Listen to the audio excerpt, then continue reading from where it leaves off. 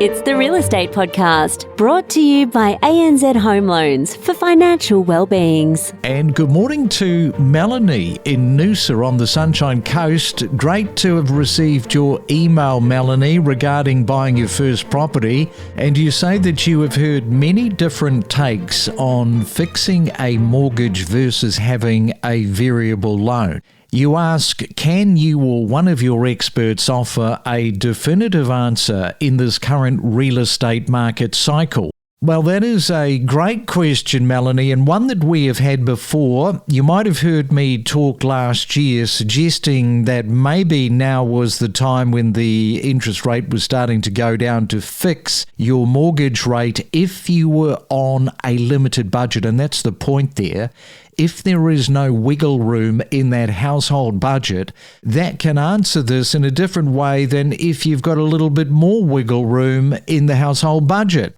I want to pick your brain here, Margaret, for the best regional market right now for first home buyers. What's your suggestion? Well, my suggestion is to try and stay as close to those capital cities as possible, because what typically happens is when a capital city starts to moderate or fall in value, people become more willing to live a little bit further away from that capital city and even start to touch on the regions, as long as they don't feel like they're so far away that they can't get back. And I'm talking places like the Central Coast in New South Wales, where people do commute, and something like 60% of the working population on the Central Coast commute to Sydney for a job every single day, but the Central Coast is still a regional area. Those people will commute an hour and a half to an hour and 45 minutes each way every day, either on the train or in their car, and yet there are still some suburbs on the Central Coast that are highly affordable for first home buyers, and it's a big population in a very resourced area with plenty of shopping malls and everything that you need. It's not like you go to come here and suddenly find yourself in an area where you can't even go to the movies on the weekend.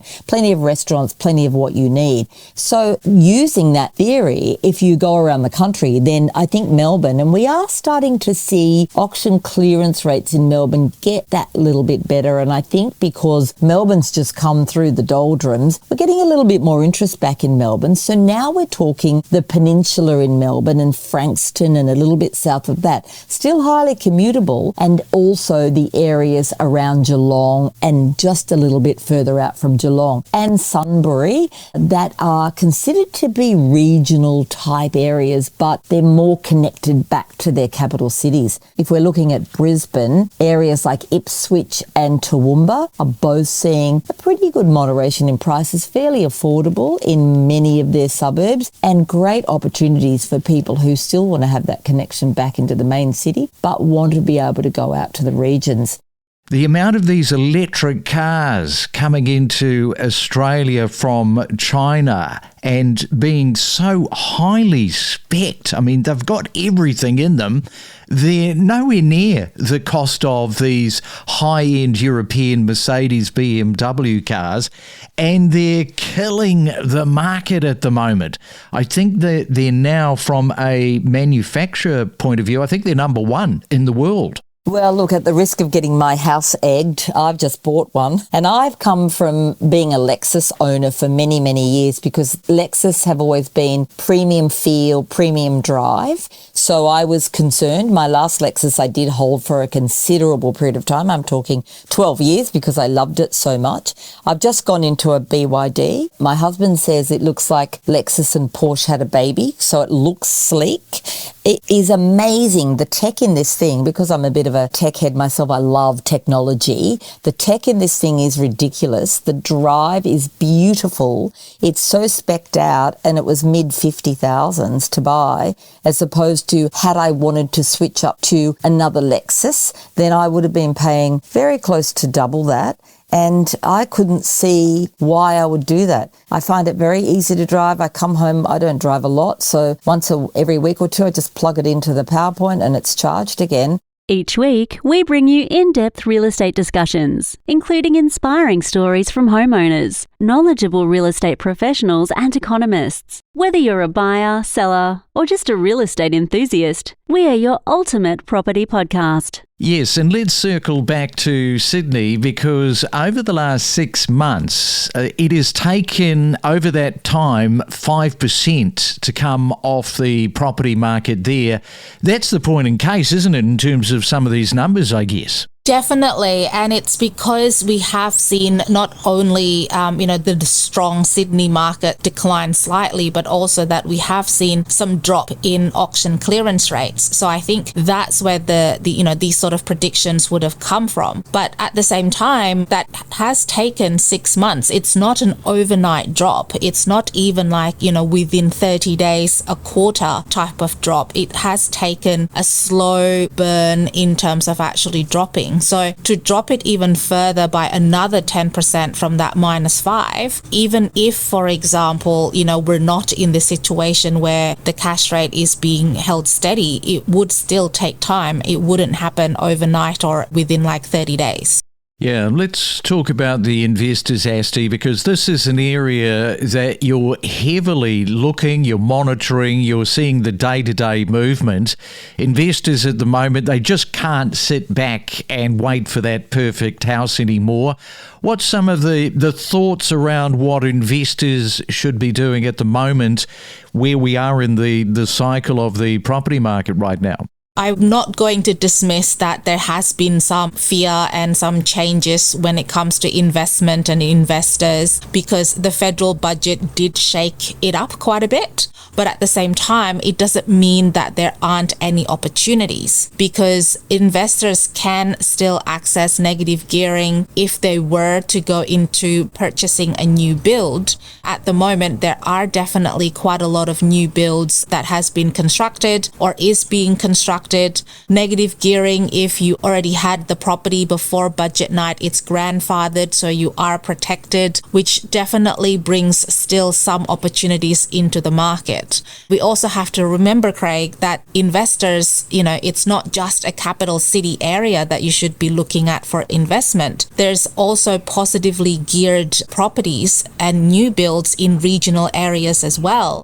Yeah, and here's something for you because you're part of the media. Just about every person that I am talking to from the real estate industry always sort of saying, the media have got such a negative spin on what is happening at the moment.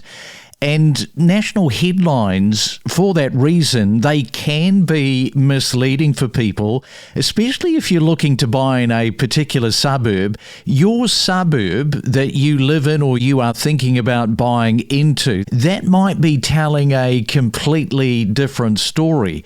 So two things can be true at once, What a lot of these real estate people are saying, yes, there are some negative connotations around what some of the media headlines are, but you've really got to sort of break that away from different areas, different parts of the market. Oh, absolutely. And it's the using of the words that, from an economics behavior perspective, scare some people when it comes to the real estate market, especially when, the words recession or a property crash is being used. If we actually look at the figures, even Sydney, for example, at the moment, it declined by 5%. However, if you've held a property in Sydney, say for the past 10, 15, or maybe even 20 years, then you would have netted around more than double or even triple the value from when you first bought the property. And so a 5% decline still means that you're still actually netting quite a lot of profit or capital growth in the past years that you've, accumulated that capital growth since you bought it.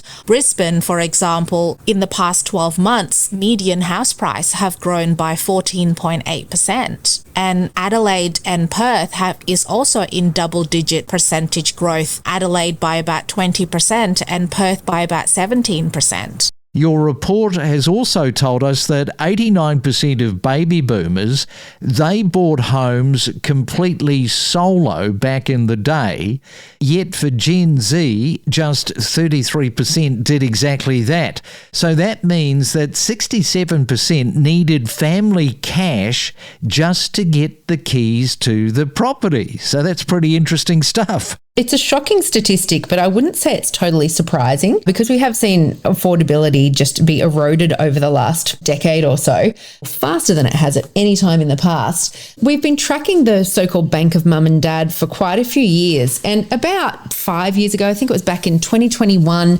the average first home buyer said that they needed mum and dad's help to get into the property market about 1 in 10 times. So 1 out of 10 first home buyers were leaning on mum and dad. Then a couple of years ago, it increased to 20%. And now this report, the latest batch of data, shows that 30% needed the Bank of Mum and Dad just to get into the property market. That's not counting those who maybe needed mum and dad to help them continue with their repayments or to continue maybe living with mum and dad while they saved for their property. So it's definitely becoming the case where having your parents help you get into the property market is becoming the norm rather than the exception. And we can't really see that trend going away anytime soon, given how big the gap is between income and housing prices at the moment. Yeah, and just having a look at the pain factor with your report, only 34% of mortgage holders are actually comfortable right now. What is happening to the rest? Well, 39% have zero room to move, while more than 1 in 4 are completely stressed out. They're barely scraping by, Sarah, on the brink of default. So that's not good news. Not at all. And I think that's been one of the biggest takeaways we've had in the last, 12 months in particular, has been just how much stress is on everyday Australians right across that middle group of what used to be considered middle class, 2 incomes, who usually had a little bit of fat in their budget. They are now really stressed and pushed to the hilt of their capacity with their budget. When we talk about mortgage stress, that's when you're spending more than 30% of your take-home pay on your mortgage. And that figure used to be maybe 1 in 5 at the most. That was the high end. 1 in 5 people were reporting that. Now in this report, we've found that 55% of mortgage holders are spending more than 30% of their take-home pay on mortgage repayments. And that, of course, doesn't include all the other costs of owning a home, the repairs and rates and maintenance and insurance. It's likely that that cohort is spending 50% of their income on keeping their home ticking along. And that's a huge risk for the country, to have over 50% of people in such a precarious financial position with their homes. And again, the trend that we've been following over the last few years is that this stress just keeps getting deeper and deeper. Yeah, the higher interest rates, they're totally changing how we live, of course, in Australia. Your report also says that a massive 62% of Australians have drastically shifted their spending habits. In fact, 22% are slicing into basic everyday essentials just to stay ahead of the bills. And especially if you're a first home buyer, if you're in that situation, you are probably nodding along with us this morning. 62% of baby boomers, here's a stat part of that report, say that interest rate hikes don't touch them because they have zero debt. Meantime, a third of Gen Y and Gen Z are actively slashing spending on food and utilities just to meet their mortgage repayments. Oh, how times were very different with baby boomers, Sarah. Very different. And I think part of this is the structural changes of how our economy works. And I'm not a baby boomer. I'm a millennial, so I fall somewhere in the middle. And for me, I can even remember when I got my first mortgage, I was 21. And back then, where I lived in regional Australia, the shops were closed on a Sunday and internet shopping was not a thing back then. It was very new. These days, it is so easy to spend money in ways that I don't think any of us are really equipped to deal with because we're being marketed to constantly. And I think if you took our current generations and put them in the same environment as baby boomers, it might have been a different story. Or if baby boomers back then had the same opportunities to spend that we have in the present life, then their situation may have been different too. And so that's why I think it is such a difficult comparison. Explore new property destinations where you could live with exclusive interviews covering real estate news and market insights. Yeah, we're definitely seeing that buyers are feeling the power shift to them, probably for the first time in 10 years. But we're also seeing that sellers are pretty sticky on their price, and we're not getting massive drops in what they've listed the property for and what they're selling. In fact, the differential there is only 3.6% in the last figures. Yes, and interesting that Cotality's latest housing chart pack, we've talked about this, it puts Adelaide in a rather different position to Melbourne, which at the moment is definitely softer. Even if values fell substantially from their peak, Adelaide would retain much of the growth accumulated during its recent boom. That does matter, Emma, because the city has already enjoyed several years of strong price growth. That's right. We've only seen a 0.1% change upwards over the last 3 months in house prices, but we've still experienced just over 10% growth in the last 12 months. That's quite different to a lot of other capital cities that have had some negative growth over the last 5 years, including quite recently. But Perth and Adelaide have bucked that trend and have not had any negative growth for over 5 years. They have stabilised, but we're not seeing prices drop. And what about listings to sale price, especially when you sort of dial back the clock maybe 12 months ago? Yeah, what we're seeing is that the price that people put their property up for sale and what they're contracting at is around a differential of 3.6%. So again, we're not seeing those massive drops of 10, 15%. It's fairly modest at 3.6%. People are fairly steady on their price when they're thinking about what they're going to sell for. They're putting in a range and they're sticking to that pretty tightly in Adelaide. We connect you to the best real estate information across Australia. The Real Estate Podcast.